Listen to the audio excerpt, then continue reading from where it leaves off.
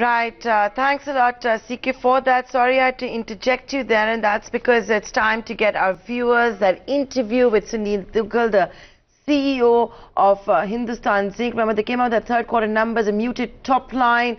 So let's talk about the results and a lot more with Mr. Duggal. Thanks for joining us here on ET Now. If I go to the fine print, your margins are good, top line was slightly disappointing. What would you attribute that to? So the zinc volume, there was some fall on a YOY basis because as we are ramping up our mines, so the ratio between the lead and zinc is also changing. So it's a combination of from where we deliver our concentrate or the metal flow comes from which mine. So if the zinc volume are higher, the zinc volume will increase. If the percentage of lead in the ore is better, then the lead increases. So the overall volume have grown. While the zinc volume, there was a slight fall. Mr. Duggal, what were your average realizations this quarter? What was tell our viewers that, what was the impact that was witnessed if I were to look at the 19% fall in one of the big inputs, LME? So on a YOY basis, the revenue fall was 13%. And our EBITDA fall was 13%. So it is the sales and the EBITDA fall was in synchronization with each other. Cost of production, however, has delivered a positive surprise. What aided that? With crude volatility, how are you being able to make the best in terms of costing? The cost is a combination of many things. While last quarter we used the fuel, which was at the highest price. That means the coal usage was at a price of $95 CIF. While in the current quarter, in the current month, it is $85, and we have been able to book the parcel going forward at $75. So the cost is a combination of commodity rates, internal efficiencies, and rupee depreciation. If we talk the cost in the rupee term, our 60 to 65% cost is dollar driven. Rest of the cost is rupee driven. But if we calculate the cost in dollar term, we get some advantage, at least to the extent of 35 to 40% from the rupee depreciation. So while the commodities were at high, some advantage of internal efficiency, volume were there, but the rupee depreciation also helped us.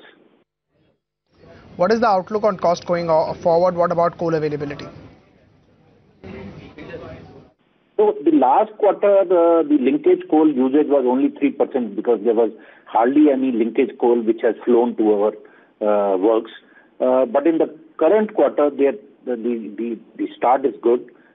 We are estimating that the usage of linkage would be to the extent of 18 to 20%, which has a differential of $10 cost advantage from the imported coal cost on a landed basis. So, but going forward, as the fuel prices internationally are falling, this advantage will become less and less.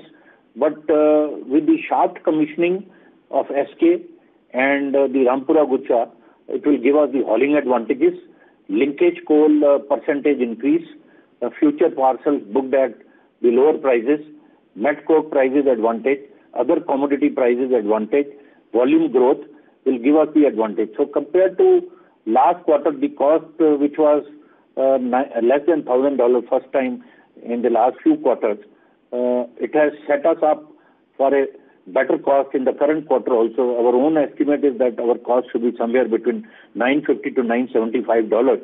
But going forward also, next year, quarter over quarter, our own estimate is that the cost will come down because of the host of the factors which I have explained. Mr. Duggal, you've lowered your capex guidance due to contractor-related issues, delay in commissioning of shafts. Would this cause any delay for your target, the target that you have come out with earlier, and that's of touching 1.2 million ton of mined metal capacity by FY20. Do you still stand by this target? No, we will have a design capacity of 1.2 million ton next year. As we have said that the shaft commissioning of SK will happen in this quarter. All activities are completed. The infrastructure at the bottom is completed. The hauling, waste hauling has started. Only the ore pass completion is going on. That will enable us to commission the shaft commissioning, of course, has happened. That will enable us to haul the ore through the shaft in the current quarter.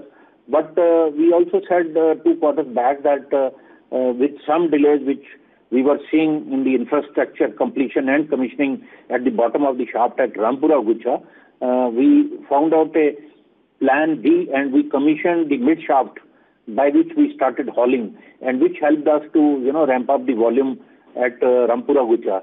So with those delays, what we are seeing is that we will be able to commission the shaft at the bottom level in Q2 next year.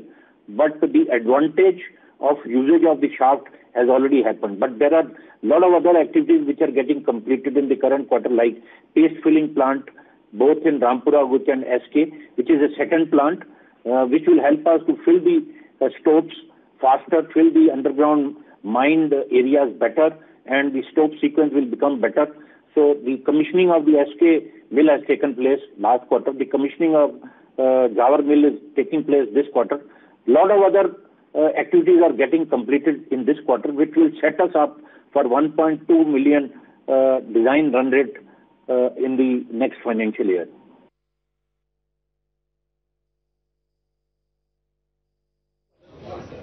Right. Zinc prices have cracked down from the levels of 3,500 to about 2,100. What's the outlook? So the current prices are between $2,500 to $2,600, not $2,100, which had seen a high of $3,500, as you rightly said last year. So if we actually look at the zinc fundamentals, the mine supply has remained muted for the last 6 to 7 years, and there is hardly any growth of the mine supply which has taken place. While if we dug out what we had projected and what we had talked, how the mine supply will grow, which has not happened. So I am afraid the delivery of the mining projects, if it does not happen on the level we projected, the mine supply may not happen in the quarters going forward. With this muted mine supply, there are hardly any stocks of the mine supply which are there in the market, and because of the demand growth, in the similar period, the demand has grown by 1.5 million ton, and this has been extracting the stocks from our warehouses. Today, the LME and the warehouses stocks are at 4 days level, which is minimum since 2007, and I am afraid if this will remain like this, in the coming quarter, it may fall into the negative.